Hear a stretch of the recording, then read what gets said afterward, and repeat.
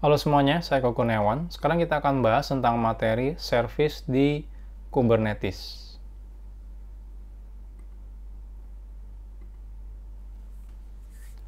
Pertanyaannya, apa itu service?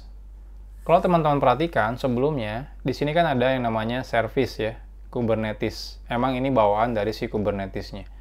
Nah, apa sih service itu? Service itu adalah resource di Kubernetes yang digunakan untuk membuat satu gerbang untuk mengakses satu atau lebih pod. Jadi sebelumnya kan kita untuk mengakses podnya kita menggunakan port forwarder ya.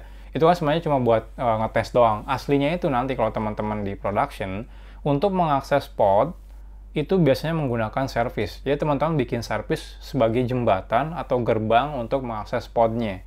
Tanpa membuat service, teman-teman tidak akan bisa mengakses podnya nanti di production. Jadi teman-teman harus bikin service.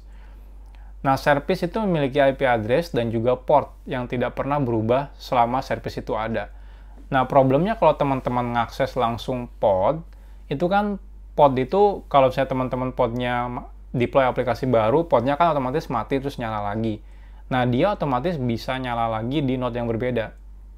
Artinya apa? Artinya mungkin bisa berubah si IP address-nya, atau bahkan portnya mungkin bisa berubah juga.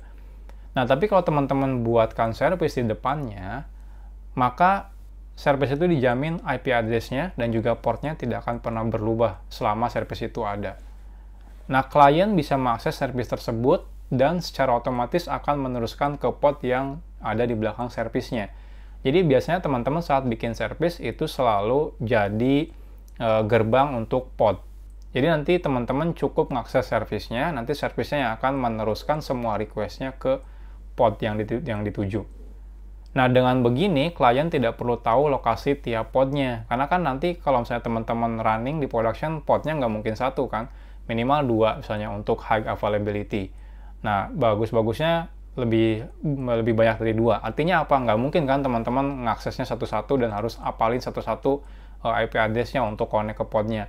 Nah, teman-teman cukup tambahkan service, nanti kliennya siapapun itu cukup connect ke service. Jadi cukup tahu lokasi service-nya di mana. Nanti service-nya yang akan mendistribusikan semua traffic-nya ke dalam pod-podnya.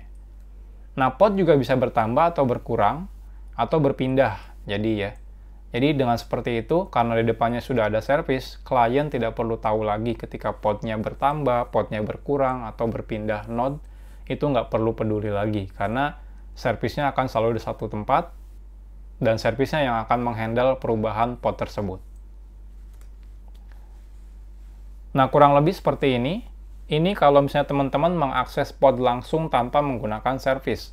Jadi contohnya teman-teman di sini punya aplikasi jalan di Kubernetes, terus teman-teman pengen ngakses aplikasi namanya A gitu ya. Otomatis nanti kan di running pod A. Ini kebetulan ada 3, pod A, pod A, pod A.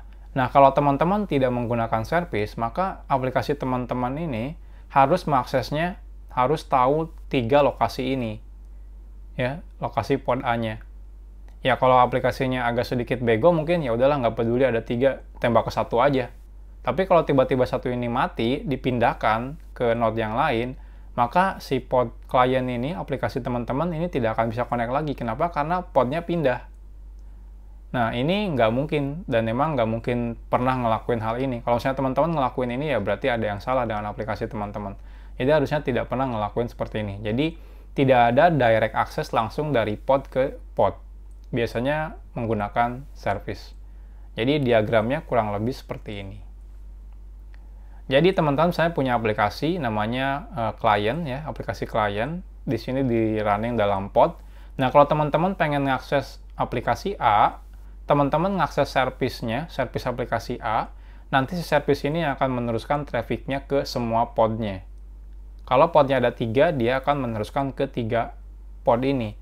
Kalau tiba-tiba ini mati, tinggal ada 2, si service akan meneruskan ke 2. Jadi ketika berubah, podnya ada 2, terus ada 3, ada 4, terus nurun, itu ya, si service yang akan ngurus hal tersebut. Nah, aplikasi teman-teman cukup fokus ngirim request-nya ke si service-nya. Nanti service-nya yang akan mendistribusikan ke semua pod.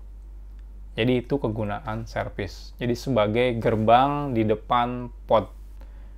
Jadi kalau saya mau connect ke podnya, teman-teman langsung lewat si servisnya. Biar si servisnya saja yang mendistribusikan atau memanage pod yang ada di belakangnya. Materi selanjutnya kita akan coba membuat servis.